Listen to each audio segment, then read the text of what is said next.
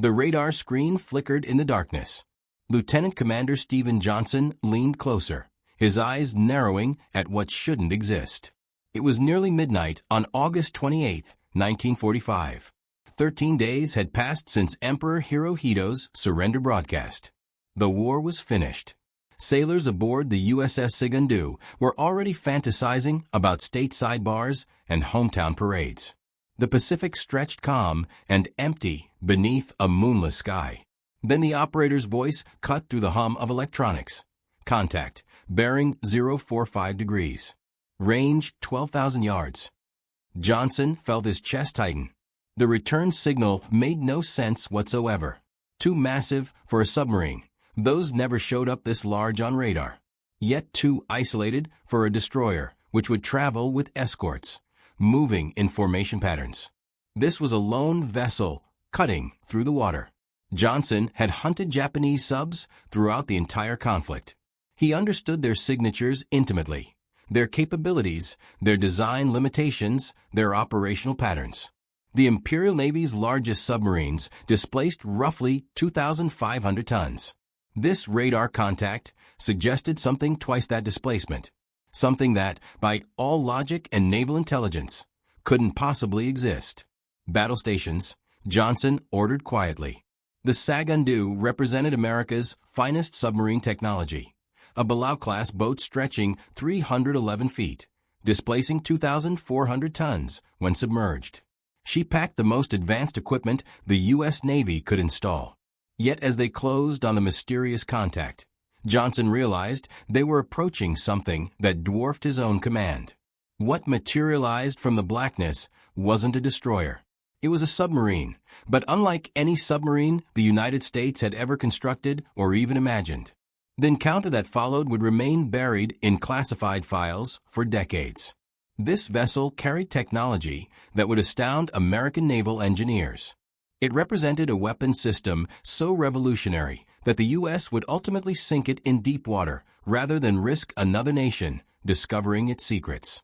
This is the chronicle of World War II's largest submarine, a vessel engineered to launch air strikes on American soil directly from the ocean. A weapon that came within hours of potentially altering history's trajectory. The Admiral's vision. 3 weeks after Pearl Harbor, the idea crystallized in one man's mind. Admiral Yamamoto was 57 years old in January 1942. Shrapnel from the Battle of Tsushima in 1905 had cost him 2 fingers and left permanent scars across his torso. He moved with the deliberate stiffness of someone who'd seen real combat. Yamamoto had orchestrated the December 7th attack. He'd planned every detail, supervised its execution, watched the reports arrive as American battleships burned at their moorings. Tactically, it was brilliant. Strategically, Yamamoto knew something his fellow officers didn't grasp.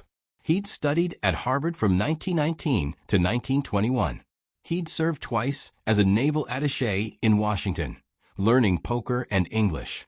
He'd traveled extensively across America, toured factories, observed assembly lines that produced cars and appliances in quantities Japan could never match.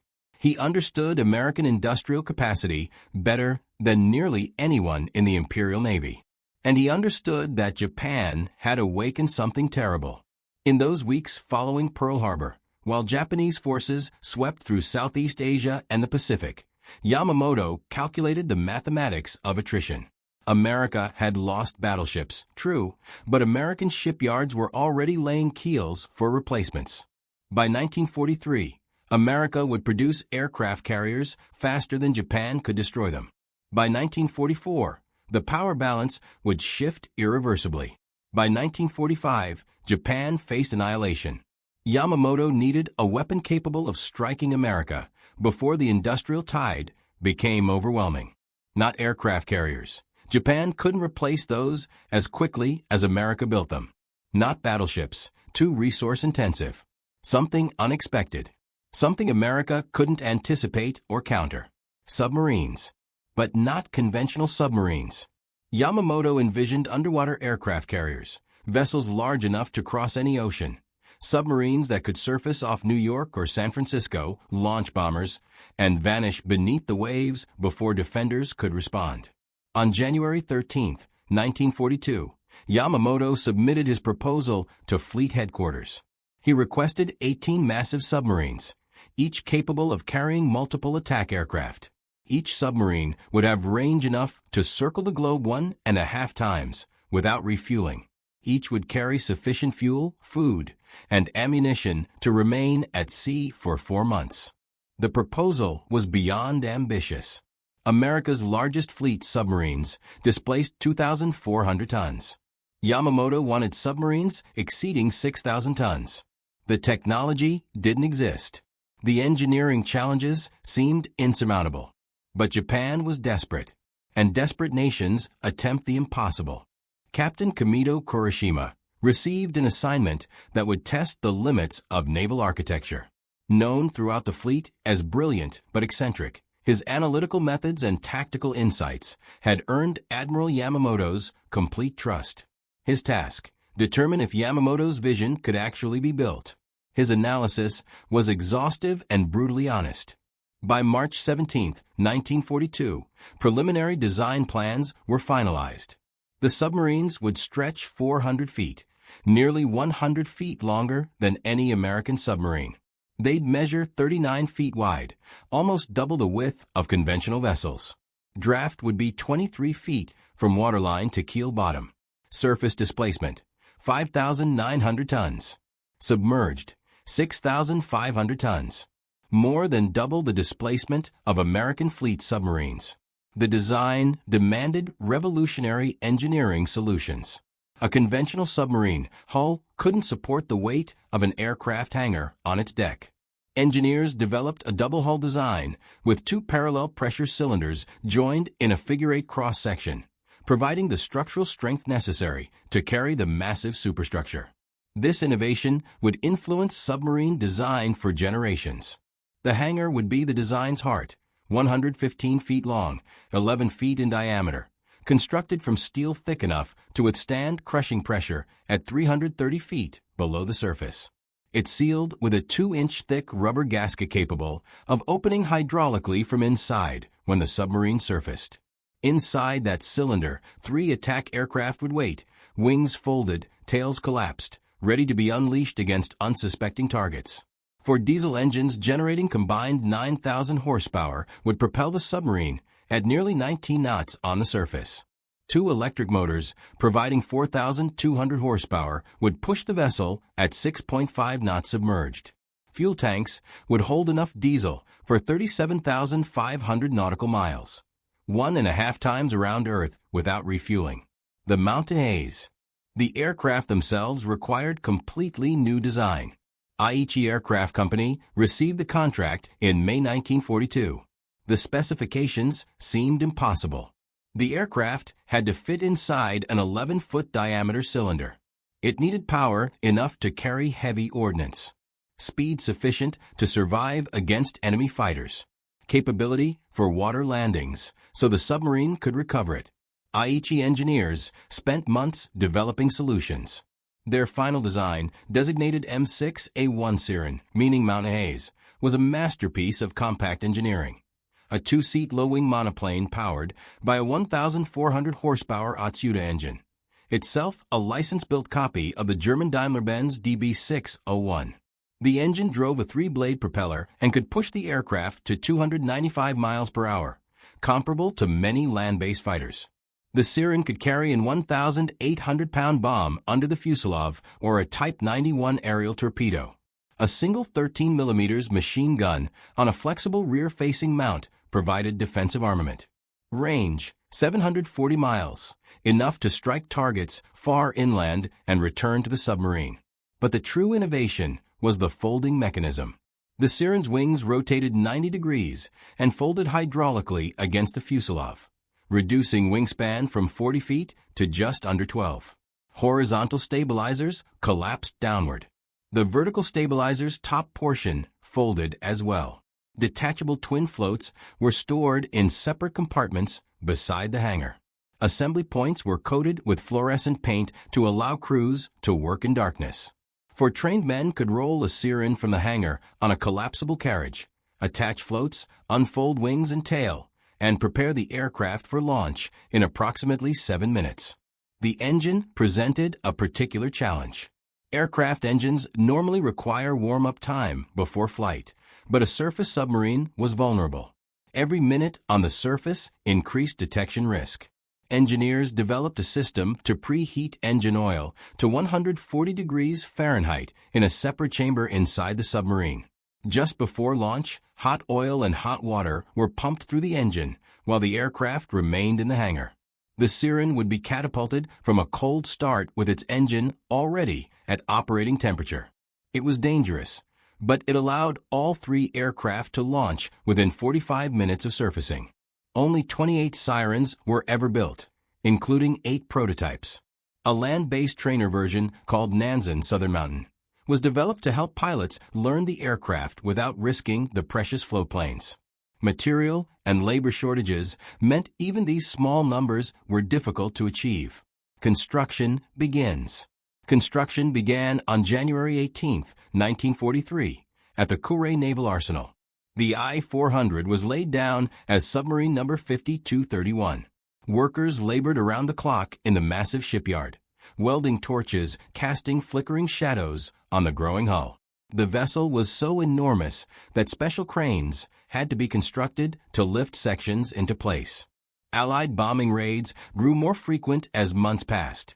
American B-29 bombers struck industrial targets across Japan. Shipyard workers learned to scatter when air raid sirens wailed, seeking shelter in concrete bunkers dotting the facility. Then they returned to work, often finding equipment damaged, material scattered, progress set back by hours or days. Steel shortages forced compromises. Japan's merchant fleet was being decimated by American submarines, the very weapon Japan had once mastered. Shipments of raw materials from occupied territories slowed to a trickle. Steel quality declined as impurities increased. Workers had to reject more and more material as unsuitable. Labor shortages meant schoolgirls as young as 12 worked in shipyards and aircraft factories. These children, called volunteer workers, handled rivets, sorted parts, performed tasks that freed adult workers for complex operations. They worked long hours in conditions that would be considered unsafe even by wartime standards. An earthquake near Nagoya on December 7, 1944, damaged the Aichi factory and delayed siren production. American air raids on March 12, 1945, struck the same facility again. Production schedules, already impossible, slipped further behind. Originally, 18 submarines were planned. Yamamoto's vision called for a fleet of underwater aircraft carriers capable of striking any target on Earth. But reality intervened at every step. The number was reduced to 9 after Yamamoto's death, then to 5 as steel and labor shortages mounted. Finally, only 3 would be completed before war's end. A fourth, the I-404, was 90% complete when construction halted in March 1945. A fifth was converted to a fuel tanker because Japan needed oil more than another aircraft carrier. 13 planned vessels were canceled before construction even began. Admiral Yamamoto never witnessed his vision realized. Vengeance from the sky. On April 14, 1943, American radio intercept stations copied an encrypted Japanese naval message. Code breakers at Fleet Radio Unit Pacific at Pearl Harbor, working with counterparts in Washington, spent hours deciphering the transmission. What they discovered was extraordinary. The message contained a detailed itinerary for Admiral Yamamoto, commander of the combined fleet, the most important naval officer in Japan. Yamamoto was planning an inspection tour of Japanese bases near Bougainville in the Solomon Islands. His schedule was precise, timed to the minute. He would depart Rabaul at 0600 hours on April 18th aboard a Mitsubishi G-4M bomber escorted by 6 Zero fighters. He would arrive at Balliol Airfield at 0745. Admiral Chester Nimitz, commander of the Pacific Fleet, faced a critical decision. The information was invaluable, but using it risked revealing that America had broken Japanese codes. If Yamamoto's aircraft was shot down, the Japanese might realize their communications were compromised. They might change encryption systems. The intelligence advantage that helped win Midway might be lost. Nimitz consulted with Admiral William Halsey, commander of South Pacific Forces. Both understood what Yamamoto meant to Japan. He was Pearl Harbor's architect. He was the most experienced and innovative naval strategist in the Japanese fleet. His death would deliver a blow to Japanese morale that couldn't be measured in ships or aircraft. Nimitz authorized the mission. On April 18, 1943, exactly 1 year after Doolittle's raid on Tokyo, 18P, 38 Lightning fighters from the 339th Fighter Squadron took off from Henderson Field on Guadalcanal. Major John Mitchell led the formation. They flew at wavetop level for over 2 hours, navigating by dead reckoning, maintaining radio silence, circling around the Solomon Islands to avoid detection. They reached the interception point precisely on schedule. 2 bombers appeared, escorted by 6 Zeros. The American fighters attacked. Captain Thomas Lanphier and Lieutenant Rex Barber dove on the bombers, while the cover flight engaged the escorts. Yamamoto's aircraft went down in the jungle. His chief of staff, Vice Admiral Mato Magaki, survived the crash of the second bomber into the sea. Japanese search parties found Yamamoto's body still strapped to a seat, thrown from the aircraft, but still clutching his samurai sword. An autopsy found 2 bullet wounds. He was 59 years old. The guiding hand behind the I-400 program was gone. But the submarines continued taking shape in the shipyards of Kure and Sasebo, built by workers who didn't know the admiral who conceived their mission would never see them completed. Commissioning. The I-400 was commissioned on December 30, 1944. Commander Toshio Kosaka assumed command. He was an experienced submarine officer who'd previously commanded the I-26, I-174, and I-180. He understood undersea warfare's capabilities and limitations, but nothing in his experience had prepared him for a vessel like the I-400. The submarine was a floating city. 144 officers and enlisted men lived aboard during operations. The vessel carried 20 Type 95 torpedoes for its 8 forward torpedo tubes. A 5.5-inch deck gun sat aft of the hangar. 3 triple-mounted 25mm anti-aircraft guns protected against air attack. Radar systems, both air search and surface search, provided early warning. Demagnetization cables ran along the hull to protect against magnetic mines. An anechoic coating absorbed sonar pulses to reduce the submarine's acoustic signature. But the I-400 had weaknesses Kosaka understood immediately. The massive hangar and offset conning tower created a significant radar signature on the surface. The submarine took 56 seconds to dive, nearly double the time required by American fleet submarines. When submerged at slow speed, the offset superstructure forced the helmsman to steer 7 degrees to starboard just to maintain a straight course. The vessel was difficult to maneuver in combat. The I-400 wasn't designed for submarine warfare. It was designed to deliver aircraft. And the target for those aircraft was the Panama Canal, the jugular vein. The Panama Canal was the jugular vein of American logistics. Ships carrying men and supplies from Atlantic to Pacific entered the canal at Colón on the Caribbean coast. They passed through the Gatun Locks, a triple flight that raised vessels 86 feet to the level of Gatun Lake. They crossed the lake, transited the Culebra Cut through the Continental Divide, descended through Pedro Miguel and Miraflores Locks, and emerged at Panama City on the Pacific side. Transit took approximately 8 hours. Without it, ships would sail around Cape Horn at South America's tip, adding over 8,000 miles and weeks of transit time to every voyage. The canal was heavily defended. Fort Sherman on the Atlantic side mounted coastal artillery batteries with 70-mile range, preventing enemy ships from approaching close enough to shell the locks. Fort Amador on the Pacific side provided similar protection. Barrage balloons floated over lock structures. Anti-submarine nets guarded both entrances. The 88th Coast Artillery Regiment manned anti-aircraft positions. fighter aircraft patrolled from bases on both sides of the isthmus. But the defenses were designed against conventional attack, a surface fleet approaching from the sea, bombers flying from distant bases with time to be detected and intercepted. No one had considered that an attack might come from submarines carrying aircraft. The plan. In August 1943, Captain Chiaki Yamamoto, no relation to the admiral, and Commander Yasuo Fujimori conceived the plan. A Japanese engineer who'd worked on the canal during its construction provided invaluable intelligence. He handed over hundreds of documents, blueprints of lock structures, specifications for lock gates, descriptions of construction methods used. Japanese shipping engineers studied the materials for months. Their analysis identified vulnerabilities. The lock gates at Miraflores on the Pacific side were accessible, but their destruction would cause limited damage. The Gatun locks on the Atlantic side offered a more tempting target. Behind those locks lay Gatun Lake, the artificial body of water ships crossed during transit. The lake was held in place by the Gatun Dam and the locks themselves. If the lock gates were breached, Gatun Lake's water would drain into the Caribbean. The canal would be completely inoperable until gates were repaired and the lake refilled. Intelligence analysts estimated the canal would be unusable for at least 6 months. The attack plan called for 4 submarines. The I-400 and I-401 would each carry 3 Siren aircraft.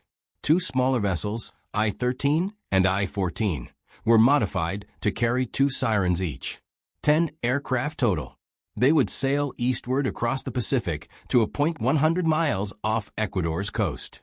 At 3 a.m. on a moonlit night, the submarines would surface and launch their aircraft. The Sirens would be painted with American markings to confuse defenders. They'd fly northeast over Colombia, turn west over the Caribbean, and approach the canal from the Atlantic side at dawn. The pilots would dive on the Gatun locks and release their bombs. After the attack, they'd ditch their aircraft near the submarines and be recovered by the waiting vessels. Training. Training began in June 1945 at Nanao Bay on Honshu's western coast. The location was chosen for its isolation from American air attacks and its sheltered waters. All 4 submarines of Submarine Division 1, the I-400, I-401, I-13, and I-14, gathered there by June 5th. 6 Siren aircraft of the 631st Naval Air Group flew in from Kure. The Maizuru Naval Arsenal constructed a full-scale wooden mock-up of the Gatun locks, placed it on a raft, and towed it into the bay. The mock-up reproduced the actual lock gate's dimensions, approach angles, distances pilots would need to judge during attack runs. Pilots practiced rapid aircraft assembly, night catapult launches, and bombing runs against the mock-up. Training revealed problems that couldn't be easily solved. Torpedo bombing required precise timing, steady hands, extensive practice.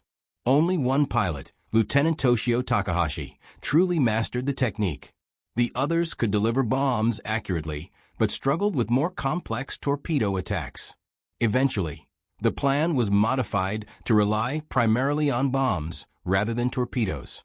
Catapult launches were dangerous in any conditions. In rough seas, they became potentially fatal. The submarine's pitching and rolling made timing critical. Pilots had to launch at the precise moment when the deck was level. A mistimed launch could send an aircraft into the water before it gained flying speed. The navigator had to coordinate with catapult crew, watching the submarine's motion, calling out the moment to fire. Lieutenant Atsushi Asamura, one of the Siren pilots, later recalled the difficulty. The compressed air catapult was smoother than gunpowder systems used on other vessels, but launching against the wind was essential for the aircraft to gain sufficient lift. If wind direction changed during catapult launch, results could be catastrophic. Night operations presented additional challenges. The submarines would need to surface, launch aircraft, and dive again before dawn revealed their position to enemy patrols. Every step had to be performed in darkness or under minimal lighting. Fluorescent paint on the Siren's assembly points helped, but crews still fumbled with unfamiliar equipment in the confusion of night operations. One Siren failed to return from a training flight on June 19th. The aircraft simply vanished. The bodies of its 2 crew members, their names now lost to history, washed ashore on Sado Island days later. The crash cause was never determined. By June 20th, 1945, training was complete. The crews had achieved the best proficiency that time and resources allowed. The operation was ready to proceed. The submarines would sail within days to strike the Panama Canal and change the war's course. Then Okinawa fell. Mission change. Okinawa's fall changed everything. American forces were now within striking distance of the Japanese home islands. The Panama Canal operation, which might have delayed American logistics for months, would have no impact on the coming invasion. The Imperial Japanese Navy General Staff canceled the attack. Instead, the submarines received new orders: attack the American fleet anchorage at Ulithi Atoll in the Caroline Islands. Ulithi was the staging point for American air raids against Japan. Dozens of aircraft carriers, battleships, and supply vessels anchored there between operations. A successful strike could destroy ships and aircraft preparing for Japan's invasion. The plan was desperate. The pilots would not ditch and be recovered. They would fly one-way missions, kamikaze attacks. On July 18, 1945, a farewell ceremony was held at the Shirkato Inn in Maizuru. Vice Admiral Tadashige Daigo, Commander-in-Chief of the Sixth Fleet, raised a sake toast to the pilots of the 631st Naval Air Group. Captain Tatsunosuke Ariazumi, commander of Submarine Division 1, presented ritual short swords to the air crews. Captain Ariazumi was a controversial figure. He'd commanded the Submarine I-8 earlier in the war. During that command, he'd ordered the execution of survivors from ships his submarine had sunk. On March 26, 1944, his crew massacred 98 survivors of the Dutch merchant ship Tjisalak in the Indian Ocean. Ariazumi personally executed several of the ship's officers. The British called him the Butcher. Now Ariazumi commanded the largest submarines ever built, carrying pilots who would sacrifice their lives for a dying empire. Departure. The I-400 departed Aminato at 1,400 hours on July 23. The I-401 followed 2 hours later, with Captain Ariazumi aboard as flotilla commander. The submarines took separate routes across the Pacific to avoid detection, planning to rendezvous south of Ponape Island on August 16th before launching the attack on Ulithi. The voyage was a test of endurance and nerves. The submarines traveled mostly submerged during daylight hours to avoid American patrol aircraft. They surfaced at night to recharge batteries and refresh the air inside the hull. Crews lived in conditions that would have been miserable even for experienced submariners. The I-400 carried 144 men in space designed for efficiency rather than comfort. Bunks were stacked 3 high. Air grew stale quickly when submerged. Temperatures in tropical waters rose to unbearable levels. Unlike American submarines, which had air conditioning to control interior temperatures, Japanese boats offered no such luxury. Men sweated through their watches, uniform soaked, concentration frayed by oppressive heat. The toilets were primitive by any standard. Japanese submarines of this era didn't have flush toilets. Waste had to be disposed of carefully to avoid detection by enemy sonar. The smell inside the hull was a constant presence that veterans described in terms that cannot be repeated in polite company. Food was another challenge. The submarines carried provisions for 4 months. Rice, dried fish, preserved vegetables, and canned goods formed the basis of every meal. Fresh food was consumed first, then forgotten. The monotony of the diet matched the monotony of the voyage, endless days of waiting punctuated by moments of terror when enemy contacts appeared on sonar. Disasters and near misses. The voyage was plagued with difficulties beyond ordinary submarine hardships. On July 23, just hours after departure, the I-401 passed through the Tsugaru Strait between Honshu and Hokkaido. 2 Japanese Army coastal artillery batteries on the Hokkaido shore mistook her for an enemy submarine and opened fire. Type 96 150 mm howitzer shells crashed into the water around the submarine. One landed 300 meters off the port quarter, close enough to spray the deck with seawater. Izumi ordered an emergency dive. The submarine plunged beneath the surface, while confused radio messages flew between naval and army commands. The friendly fire incident could have ended the mission before it began. When the I-401 surfaced after exiting the strait, Izumi transmitted an angry protest to naval headquarters. A typhoon struck on July 28th and 29th. The massive submarines rode the storm better than smaller vessels would have. Their double-hull construction provided stability. Their size gave them inertia against rolling seas. But the delay threw off their carefully calculated schedule. Time that should have been spent traveling toward the target was lost riding out the storm. On August 5th, the I-400 suffered an electrical fire in a portside control panel. Smoke filled the compartment. Commander Kasaka ordered an emergency surface. The submarine breached the waves in a maneuver that would have revealed her position to any watching aircraft. His lookout spotted an American convoy in the distance, gray shapes on the horizon that could have spelled doom for the mission. Kasaka ordered a crash dive. The submarine descended rapidly, trailing smoke from her still smoldering electrical systems. For 5 hours, the I-400 sat just below the surface, while engineers worked frantically to repair damage. The crew waited in stifling heat, smoke burning their eyes and lungs, listening for the splash of depth charges that never came. The convoy passed without detecting them. The submarines pressed on toward their rendezvous. Izumi changed the meeting point multiple times as American air and surface activity increased near the original location. Radio transmissions were kept to a minimum to avoid detection, but each plan change required communication. On August 14th, he transmitted new coordinates to the I-400, ordering the submarine to meet at a point 100 nautical miles south of Panama. The message was never received. The I-400, her communications equipment damaged in the electrical fire, continued toward the original rendezvous point. The two submarines that were supposed to attack together would not find each other. That same day, the situation in Japan had changed forever. The end. The first atomic bomb had fallen on Hiroshima on August 6th. The second had destroyed Nagasaki on August 9th. Emperor Hirohito announced Japan's surrender on August 15th. The submarine crews didn't believe the announcement. For days, conflicting orders arrived from Tokyo. One message confirmed that peace had been declared. Another ordered all submarines to execute predetermined missions and attack the enemy if discovered. Izumi initially chose to continue the attack. But on August 18th, at 2100 hours, the 6th Fleet transmitted explicit orders to cancel the operation. The submarines were to return to Kure and surrender.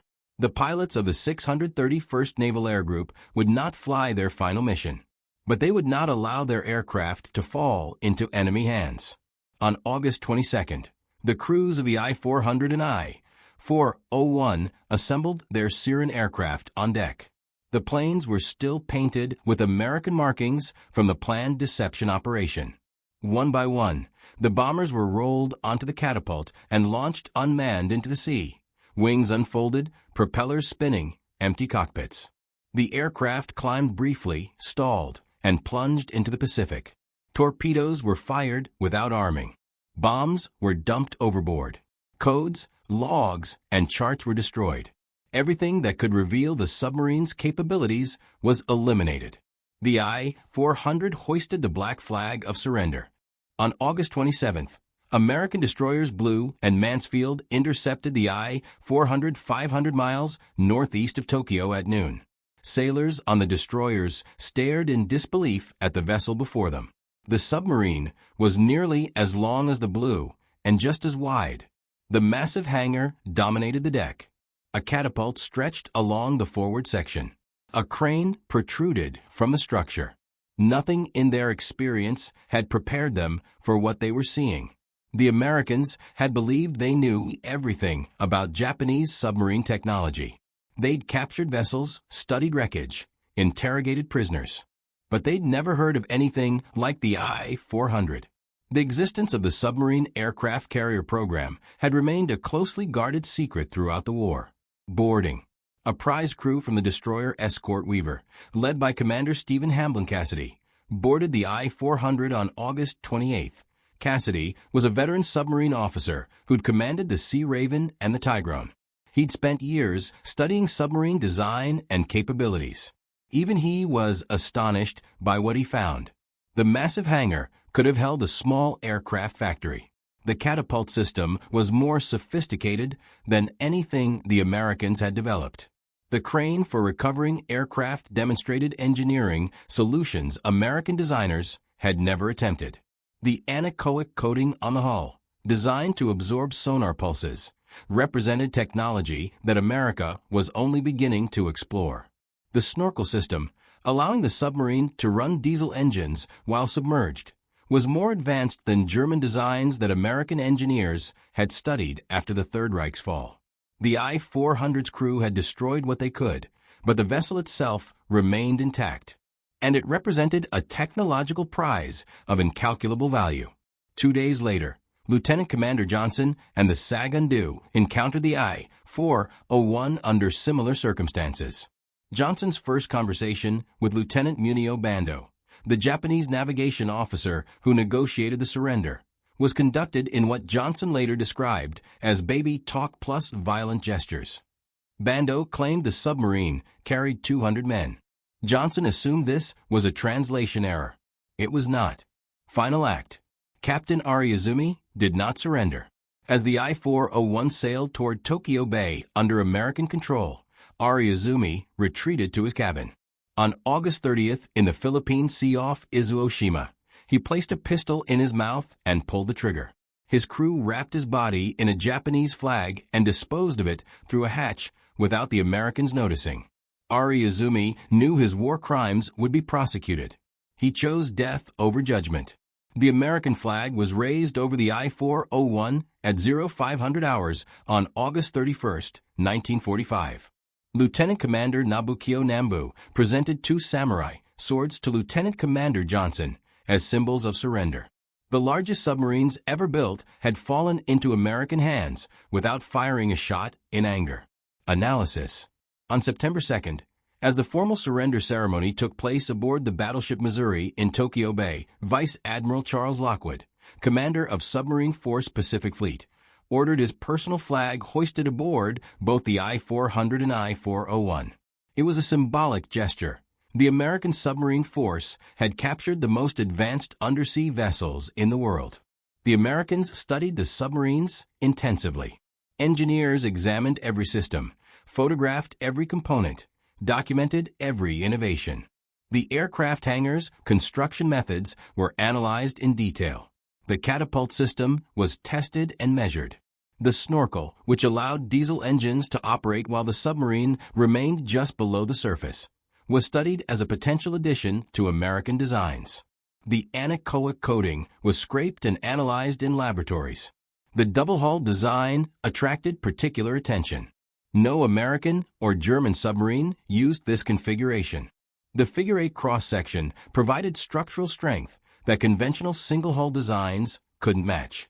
Some historians have speculated that Soviet submarine designers may have drawn inspiration from similar concepts when developing their Typhoon-class ballistic missile submarines in the 1980s, though direct influence remains unconfirmed.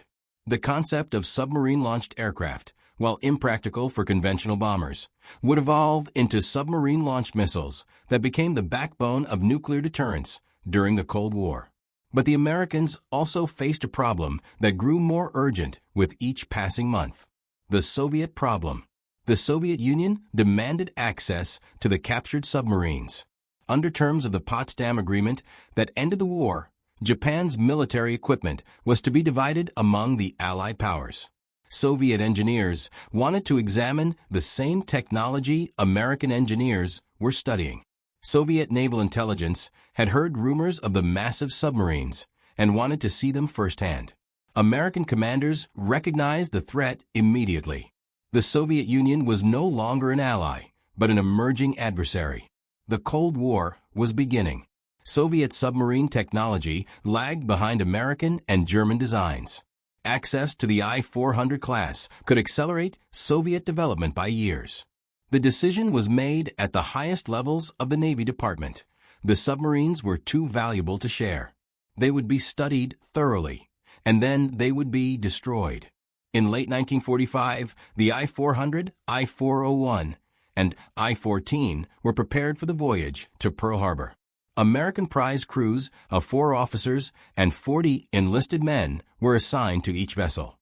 The submarine's Japanese crews remained aboard to operate complex machinery under American supervision. Japanese motor launches were loaded onto the decks to serve as lifeboats in case of emergency. The flotilla departed Sasebo on December 11, 1945, escorted by the submarine rescue vessel Greenland. The voyage was difficult. The submarines were uncomfortable in rough seas. The offset conning tower and massive hangar made them roll heavily in swells. Many American sailors became seasick. One crew member later complained that the vessel bounced like a cork in rough weather. They stopped at Guam from December 18th to 21st, then at Eniwetok Atoll in the Marshall Islands, then at Kwajalein for fuel and supplies on December 26th and 27th. The submarines arrived at Pearl Harbor on January 6, 1946, greeted by a Navy band and local officials curious to see the legendary vessels. Engineers conducted extensive evaluations over the following months. Every system was examined in detail. Every innovation was documented. Photographs and measurements filled volumes of technical reports. American designers incorporated some lessons into plans for future submarines. Then came the order to destroy them. Deliberate sinking. On May 31, 1946, the I-401 was towed to deep water off Kalalo near Oahu. The submarine Cabazon approached and fired 2 Mark 18 electric torpedoes. The weapons struck the hull. The I-401 sank in 2,300 feet of water, taking her secrets to the ocean floor. On June 4th, the I-400 followed. The submarine Trumpetfish fired 3 Mark 18 to 2 torpedoes. Vice Admiral Alan McCann, commander of Submarine Force Pacific, and Commander Lawson Ramage, commander of Submarine Division 52, observed the sinking from aboard Trumpetfish. They watched the largest submarine of the Second World War slip beneath the waves. The I-402, which had been converted to a fuel tanker and never saw combat, was scuttled off the Goto Islands near Nagasaki in April 1946. The I-14 met the same fate off Oahu on May 28. The United States Navy officially reported that it had no information on the precise location of the sinkings. The technology would remain hidden from the Soviet Union, lost to history. For nearly 70 years, the I-400 lay undiscovered in the Pacific's darkness. The ocean floor southwest of Oahu is a landscape of rocky outcrops, sediment fields, and scattered debris from decades of military operations. Sonar surveys revealed hundreds of anomalies, any one of which could be a shipwreck or simply an unusual geological formation. Distinguishing between them required patient investigation, careful analysis, and resources to send submersibles to investigate each promising target. The Hawaii Undersea Research Laboratory at the University of Hawaii had been searching for lost submarines since 1992. Using deep-diving submersibles Pisces 4 and Pisces V, researchers had located several Japanese submarines from the Pearl Harbor attack. They'd found the I-401 in 2005, but the I-400 remained elusive. Terry Kirby, operations director at the laboratory, had studied historical records for decades. He knew the approximate area where the submarine had been scuttled, but approximate was not precise. The ocean floor in that region covered hundreds of square miles. Rediscovery. On August 1, 2013, Kirby was piloting Pisces V on a maritime heritage dive funded by the National Oceanic and Atmospheric Administration. Dr. James Delgado of NOAA's Maritime Heritage Program and Dr. Hans van Tilburg, the Pacific Islands Maritime Heritage Coordinator, were aboard as observers. They were investigating multi-beam sonar, anomalies identified during previous surveys. The submersible descended through darkness. At 2,300 feet, the seafloor came into view in the lights. Kirby guided the vessel toward a target that appeared promising on sonar charts. As they approached, shapes began emerging from the gloom. Kirby knew immediately they'd found something significant. The aircraft launch ramp was visible, stretching along what remained of the forward deck. The deck crane protruded from the structure. Torpedo tubes were arranged in the distinctive pattern of Japanese submarine design. The vessel was enormous, far larger than any other submarine wreck in Hawaiian waters. The I-400 had been found. Kirby described the moment as a thrill when the view of a giant submarine appeared out of darkness. The wreck lay partially collapsed from torpedo impacts that had sunk it nearly 70 years earlier, but the hull was largely intact. The hangar structure that had made the submarine unique remained identifiable.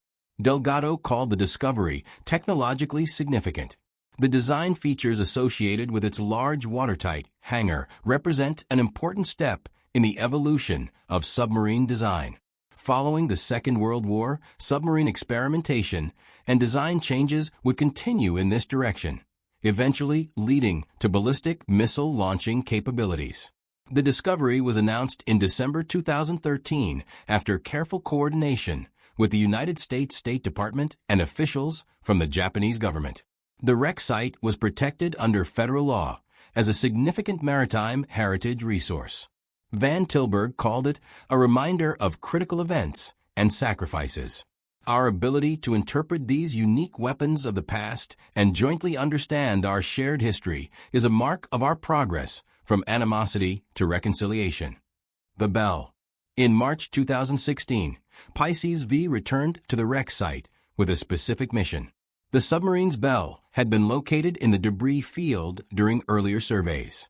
With a permit from the Naval History and Heritage Command, researchers carefully recovered the bell, lifting it from 2,300 feet and placing it in a recovery container. The bell, just over 13 inches in diameter at the base, bore a crack, likely caused by the torpedo explosions that had sunk the vessel. The bell now resides at the USS Bowfin Submarine Museum at Pearl Harbor, where it serves as a tangible connection to the largest submarines of the Second World War. Visitors can see the artifact and learn the story of vessels that were designed to bring destruction to American shores but never fired a shot in anger. Survivor. A single Aichi siren survives. It's displayed at the Smithsonian National Air and Space Museum's Stephen F. Udvar-Hazy Center near Washington. The aircraft was surrendered at war's end by Lieutenant Kazuo Akatsuka, who flew it from Fukuyama to Yokosuka. The Navy donated it to the Smithsonian in 1962. Restoration began in 1989 and was completed in 2000. Visitors can stand before the folded wings and collapsed tail, examining the compact engineering that allowed this bomber to fit inside an 11-foot cylinder.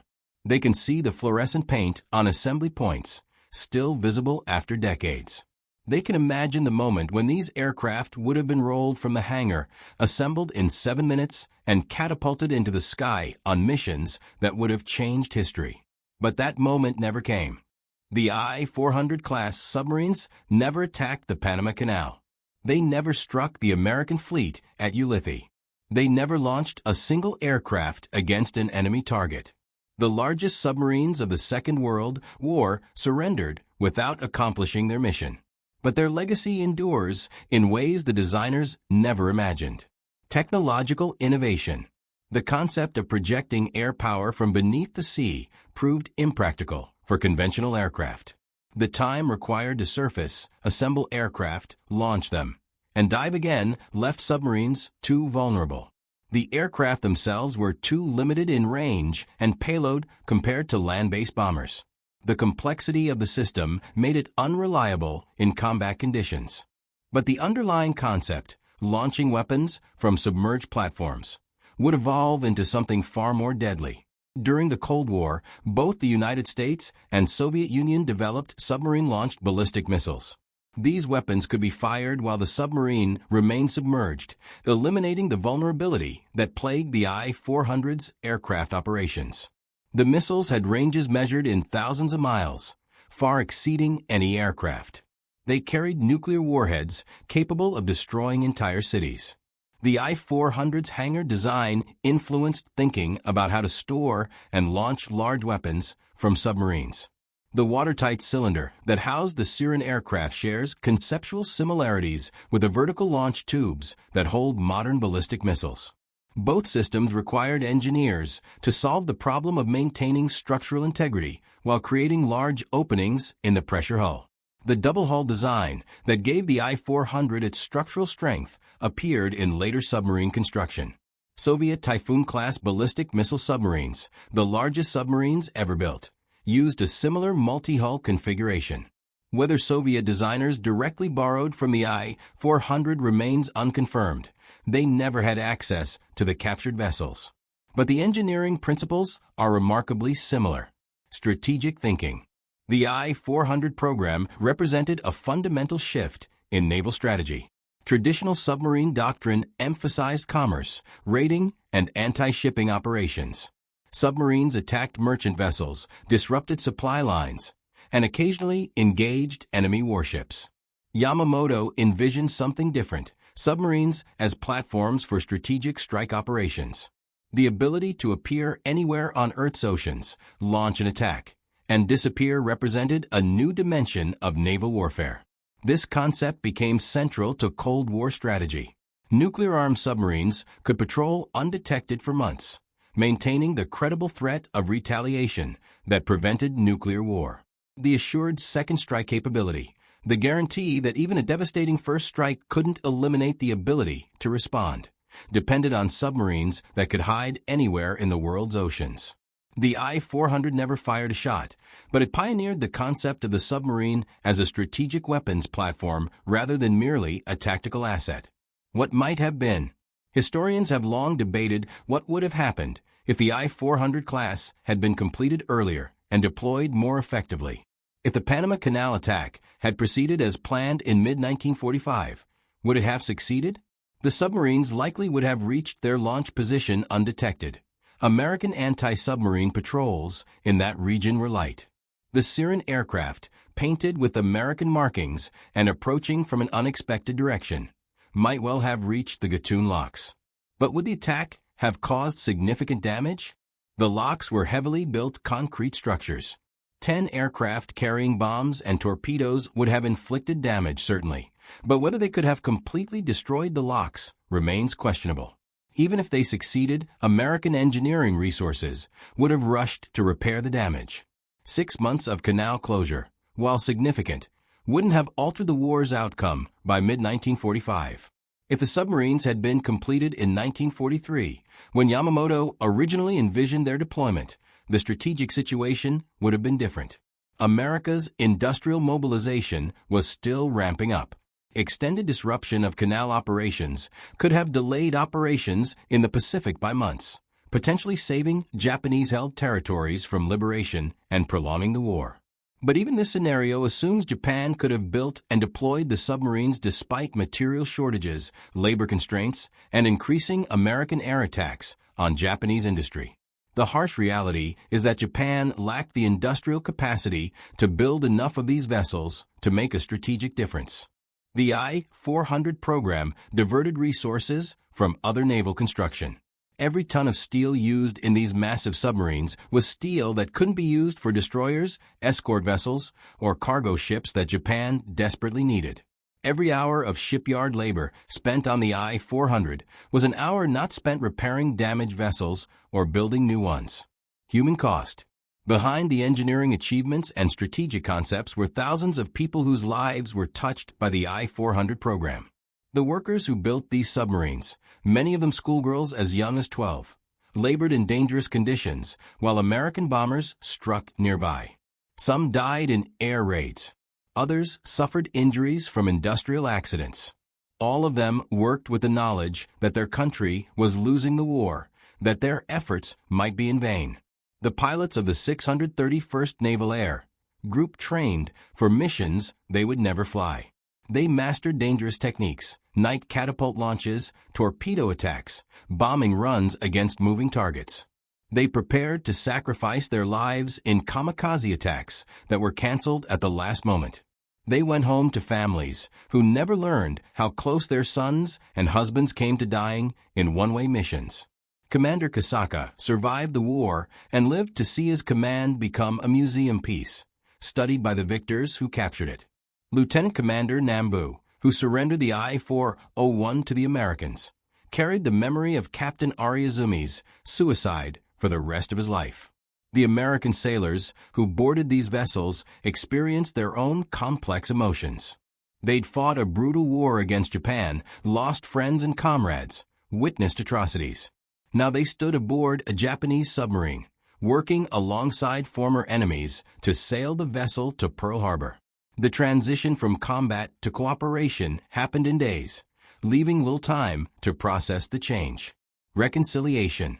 The discovery of the I-400 in 2013 became an opportunity for reconciliation rather than rekindling old animosities. Japanese and American officials worked together to announce the discovery. Maritime heritage experts from both nations collaborated on documenting the wreck site and interpreting its historical significance. The submarine's bell at the USS Bowfin Museum serves as a focal point for visitors from Japan and America to reflect on shared history. Veterans from both nations have visited the exhibit, some meeting face-to-face for the first time since the war. In 2016, survivors of the I-400 program attended a ceremony in Hawaii commemorating the wreck's discovery. Elderly men who had once been enemies stood together, sharing memories, acknowledging the past without hatred. The I-400 rests on the ocean floor near Hawaii, 2,300 feet below the surface. The vessel that was designed to strike America from the sea now lies within sight of the coastline it was meant to attack. It's a monument to engineering ambition, proof that human ingenuity can create extraordinary machines even in desperate circumstances. It's a reminder of what desperate nations will attempt when facing defeat, the resources they'll pour into projects that offer even slim hope of changing their fate. And it's a testament to the secrets that the ocean keeps.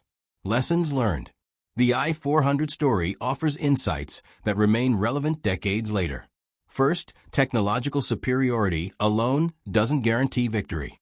The I-400 class represented the most advanced submarine technology of its era.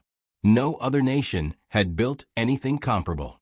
Yet these marvels of engineering never fired a shot in combat. They surrendered without accomplishing their mission because Japan lacked the industrial capacity, strategic situation, and time to use them effectively.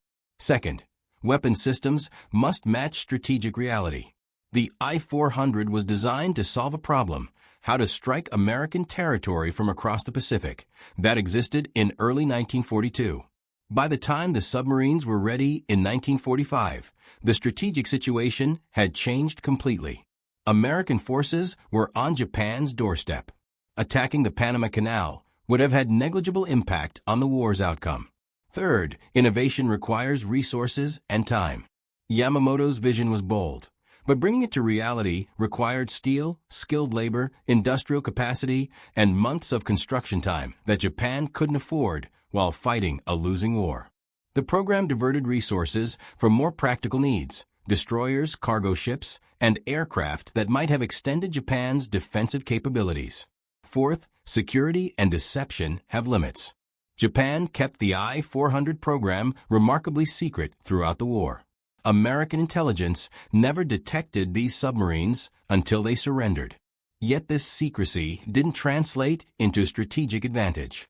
A weapon that remains secret because it's never used isn't a weapon at all. It's a very expensive secret. The price of desperation.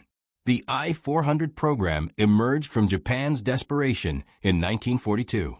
Yamamoto understood that conventional warfare would lead to Japan's defeat. He needed something unexpected, something that could change the trajectory of the war before American industrial might become overwhelming. But desperation often leads to poor strategic choices.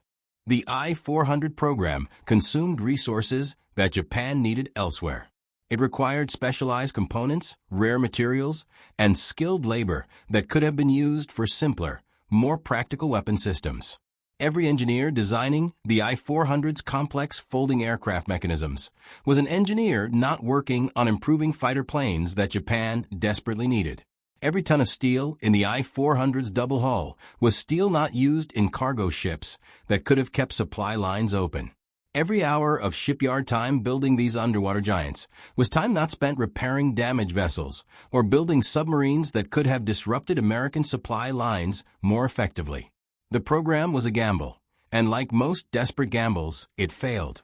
Admiral Yamamoto's legacy. Admiral Yamamoto died in April 1943, shot down by American fighters who'd intercepted his flight after code breakers decrypted his itinerary. He never saw his vision realized. He never watched a Syrian catapult from the I-400's deck. He never learned whether his ambitious plan would have worked. Perhaps that's fitting. Yamamoto understood better than most Japanese officers that attacking America was a strategic mistake. He'd studied in America, traveled across the country, observed American industrial capacity firsthand. He knew Japan couldn't win a prolonged war against America's industrial might. Yet he planned and executed the Pearl Harbor attack that started that war. He designed the I-400 program that represented Japan's desperate attempt to strike back at American territory. He was a brilliant strategist trapped in an impossible situation, searching for tactical solutions to a strategic problem that had no military answer. Yamamoto's legacy is complex. He was a visionary who pushed submarine technology in directions that influenced post-war development. He was also a military leader who served an aggressive regime and planned attacks that killed thousands. History remembers him for both. Captain Ariazumi's shadow. Captain Ariazumi's suicide in August 1945 as the I-401 sailed toward surrender was his final act in a career marked by war crimes. He'd ordered the massacre of 98 survivors from the Dutch merchant ship Ghislac. He'd personally executed prisoners. The British called him the Butcher. His death prevented prosecution, trial, and accountability. He avoided facing the survivors' families, avoided explaining his actions, avoided the judgment that other war criminals faced at Tokyo and Nuremberg. The I-400 program doesn't bear responsibility for Ariazumi's crimes. Those occurred years before he took command of the submarine flotilla. But his presence as flotilla commander is a reminder that technological achievement and moral behavior are separate things. The men who built and commanded these remarkable submarines were not all heroes or villains. They were complex individuals who made choices, both extraordinary and terrible, during extraordinary circumstances. The ocean secrets. For nearly 70 years, the I-400 kept its secrets in the Pacific's darkness. The ocean preserved what human conflict had destroyed. Blueprints lost, memories faded, participants died, but the physical evidence remained on the seafloor, waiting. Terry Kirby's discovery in 2013 brought those secrets back to light. Not to glorify war or celebrate weapons, but to understand history, to learn from past decisions, to remember what happened and why it mattered. Other secrets remain on the ocean floor. Hundreds of ships and submarines from World War II still lie undiscovered in Pacific waters. Each wreck tells a story of battles fought, lives lost, technologies tested, and decisions made in desperate times. The I-400 is special not because it was successful. It wasn't, but because it represents human ambition at its most audacious. It shows what people can create when pushed to the limits, for better or worse. Final reflection. Stand at the USS Bofin Museum in Pearl Harbor today and look at the I-400's bell. The crack in the bronze came from torpedo impacts that sent the submarine to the bottom in 1946. American sailors fired those torpedoes, sinking a vessel that American engineers wanted to keep from Soviet eyes. The bell survived the sinking, survived decades on the seafloor, survived recovery and preservation.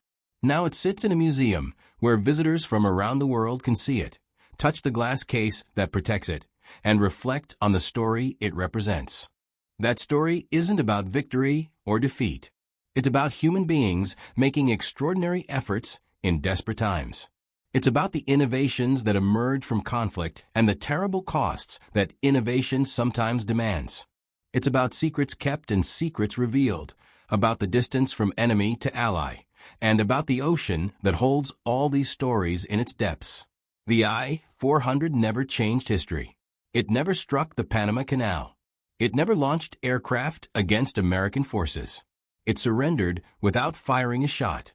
But it changed how navies thought about submarine warfare. It pioneered concepts that evolved into the ballistic missile submarines that shaped Cold War strategy. It demonstrated engineering possibilities that influenced submarine design for generations. And it serves as a reminder that the ocean keeps secrets well. But eventually, if we're patient enough, persistent enough, and careful enough in our searching, those secrets surface again. The I-400 is no longer secret. Its story is no longer classified. The technology that American commanders wanted to hide from Soviet engineers is now preserved in museums and documented in historical records. What remains are lessons about ambition and desperation, innovation and waste, secrecy and revelation, about what humans create when pushed to the limits of possibility, and about the underwater giants that once prowled the Pacific, carrying aircraft that would never fly and dreams that would never be realized.